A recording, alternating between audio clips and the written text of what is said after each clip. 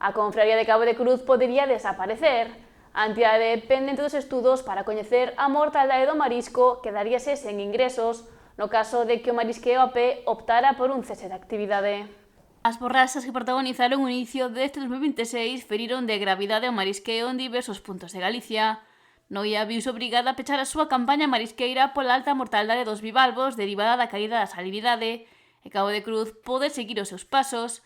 Sen embargo, se as profesionais de AP teñen que parar a súa actividade, podería ser o fin para a cofradía. O máis probable é un peche inminente, porque despois das riadas do 2023 xa quedamos económicamente tocados, vimos así subsistindo malamente, porque de facturaremos no 23 3.800.000, pasamos no 24 a 800.000, e no 25 1,5 millón.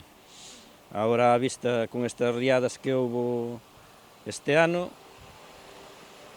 estamos ca lonja pechada, non hai ingresos, e a cousa non pinta moi ben. Creemos que vai haber un cese de actividade do sector da pé, entonces aí xa non temos con que pagarlle ao personal. Se non hai ventas, non hai ingresos. Afirma que non queren precipitarse porque non teñen confirmado que o Marisqueo AP vai optar polo cese de actividade, aínda que todo parece indicar que sí. Polo momento están agardando a coñecer os últimos datos da bióloga sobre a mortalidade nos bancos marisqueiros. O sea, se hai un cese de actividade, esa xente que vai ao cese de actividade, cando volva dentro de 6 ou 8 meses, non vai haber cofradía. A semana a bióloga vai facer uns análises por todas as playas, a ver como están os bancos da pé.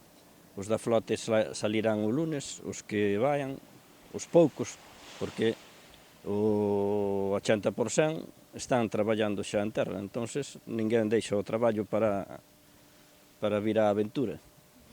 Entonces, a ver no que queda o Marisqueo a pé, e haberá que tomar as medidas, propoñer as medidas que sean, consultar cos técnicos, asesores, e ver o que se pode facer para salir adiante. Xa que agora mesmo a principal fonte de ingresos da confraría é o Marisqueo AP, pero non son suficientes porque a entidade ten activo un ERTE no que están incluídos 4 traballadores. Termina o día 31. Pedimos unha ampliación, aínda non nos contestaron, nin sí nin non. Entonces, se se para a actividade, hai que pechar a lonja, hai que pechar a cofradía, e esa xente, que imos facer con ela? Coller xente que está no ERTE e non para non traballar. Se está a loja pechada, é todo pechado, que sentido ten? Entonces, a ver como facemos, porque non se pode indemnizalos, que económicamente non hai recursos, e collelos para traballar tampouco, porque non podemos pagar as nóminas. A plantilla de traballadores estaría formada por 9 empregados, pero na actualidade traballan apenas a metade. Está a bióloga, a secretaria e máis 2 vigilantes. Estamos cada mes 7.500 euros de Seguridade Social. O dirixente do Pósito crucense trasladoulle a situación á Consellería do Mar, pero non obtivo o apoio económico que é o que precisa a entidade para manter as súas portas abertas. O 5 de febreiro tivemos unha reunión ca directora xeral, además estuvo a jefa territorial da Coruña, e xa explicamos a situación. Bueno, xa había tempo que tiñamos pedido a reunión, pero coincideu ca riada, xa aproveitamos para... Entonces, eles dinnos as axudas que hai son as de sempre, para semilla, para cousas... O sea, a nós o que nos fai falta é diñeiro para pagar. Temos que estar pendientes dunhas axudas que tardan, a isto todo o estrés para os traballadores, a ansiedade, que baixas... Polo momento, Pérez descarta realizar unha suspensión de pagos. Eu xa consultei con técnico e díxome hasta agora non era o momento, hai que esperar a ver o que pasa co Marisqueo a pé, se se vai ao cese ou non. Entonces poderíase aínda ir tirando para adiante.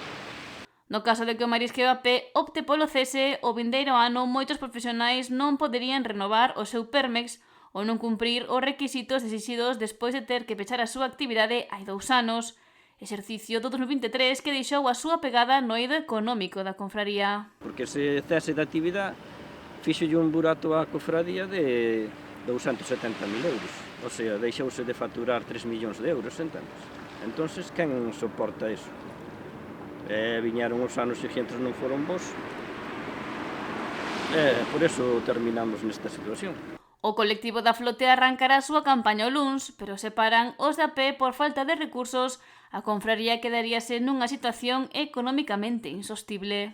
Como se lle vai a pagar os servicios, a xente que ten que atender a longa? Con 10 personas, 14 personas non se sostén unha cofradía. Eu vexo que se aveciñan tempos oscuros para o marisqueo. O da flote xa está desaparecido, porque xa a Puebla, Rianxo, Cabo de Cruz, xa non existe o marisqueo en Vilanova, nin antes andábamos nos bancos libres aí 400, 500 barcos, e hoxe eso é historia xa pasou. Polo que o futuro da confraría de Cabo de Cruz pasa por coñecer a realidade dos seus bancos logo de toda a auga doce que chegou e de saber se o colectivo de a pé cesa ou non a súa actividade.